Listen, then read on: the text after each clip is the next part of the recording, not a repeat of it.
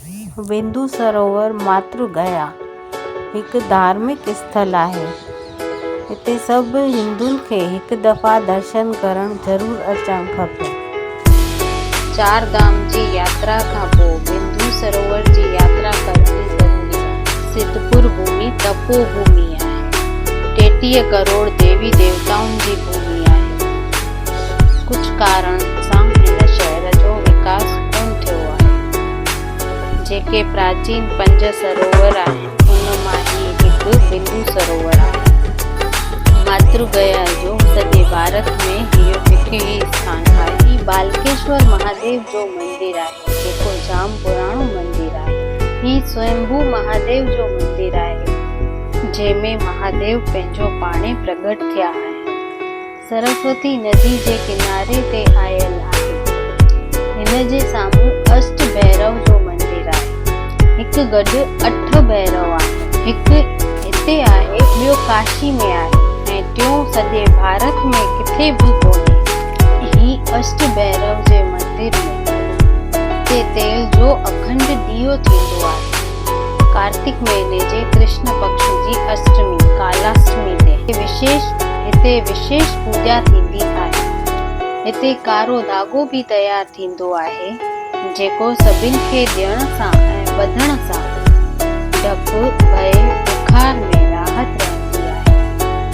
हिन जे साम्हूं बिंदु सरोवर आहे जिते मातृ श्राद्ध थींदो आहे। सॼे भारत में हीअ हिकु ई जॻह आहे जिते मातृ श्राद्ध थींदो आहे। विष्णु भॻवान जे 24 अवतार में 5 अवतार कपिल अवतार हिते जनम वरितो ऐं पंहिंजी माता जो श्राद्ध कयो ऐं पंहिंजी माता खे वचन ॾिनो कि को बि पुत्र हिते अची श्राद्ध कंदो त उनखे मातृ ऋण मां मुक्ति मिलंदी। करदम ऋषि ऐं देहती माता जी हिते शादी थी। तंहिंखां पोइ उन्ही जे घर में हिकु खां पोइ हिकु 9 धीअरुनि जो जनम थियो। हुन खां पोइ विष्णु भॻवान जे 24 अवतार मां 5 अवतार कपिल अवतार हिते जनम वरितो ऐं पंहिंजी माता खे ज्ञान सां मुक्त करायो ऐं सांख्य शास्त्र जो ज्ञान ॾिनो। माता जो शरीर पाणी थी वियो ऐं माता खे ज्ञान द्वारा मोक्ष ॾिनो। इन लाइ हिते माता जे श्राद्ध लाइ अचणो पवंदो आहे।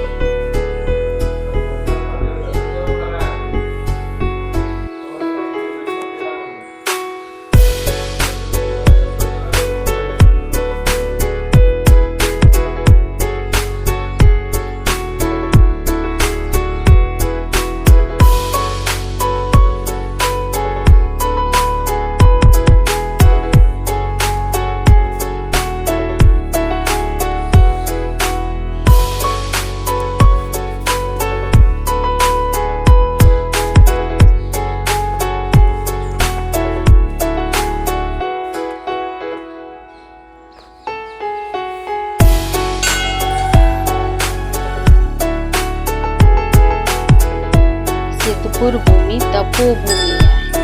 33 करोड़ देवी देवताउनि जी भूमि आहे। कुझु कारण सां हिन शहर जो विकास कोन थियो आहे। जेके प्राचीन 5 सरोवर आहिनि उन मां ही हिकु बिंदु सरोवर आहे। मातृगया जो सॼे भारत में इहो हिकु ई स्थान आहे।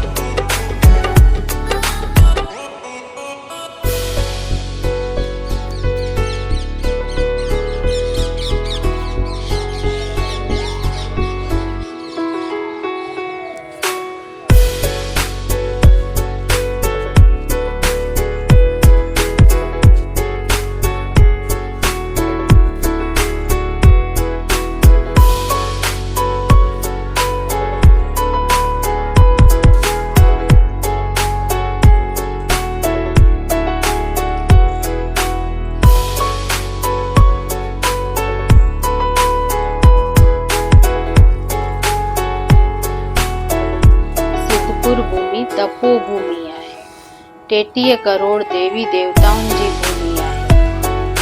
कुझु कारण सां हिन शहर जो विकास कोन थियो आहे। जेके प्राचीन 5 सरोवर आहिनि उन मां ही हिकु बिंदु सरोवर आहे। मातृगया जो सॼे भारत में इहो हिकु ई स्थान आहे। 4 धाम जी यात्रा खां पोइ बिंदु सरोवर जी यात्रा करणी ज़रूरी आहे।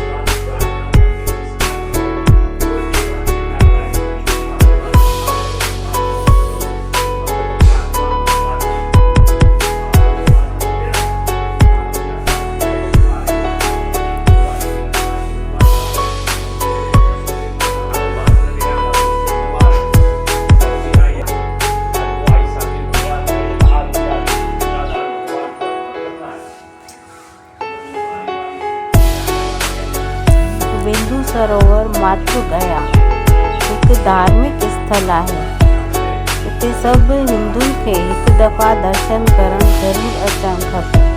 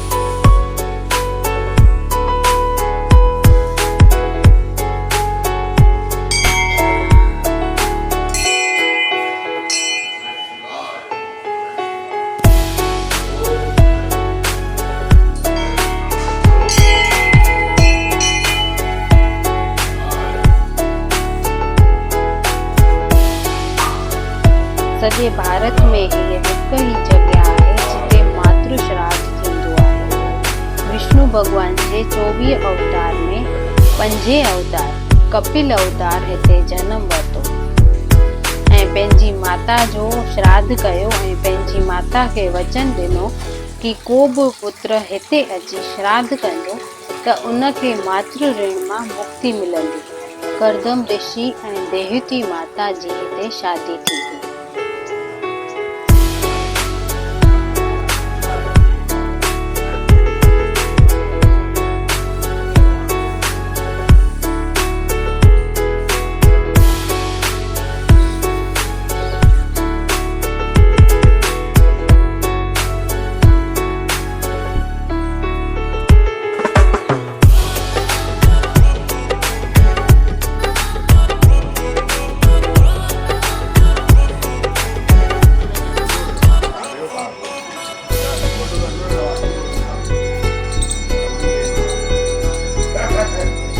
सभिनि खां पहिरीं परशुराम भॻवान हिते पंहिंजी माता जो श्राद्ध कयो।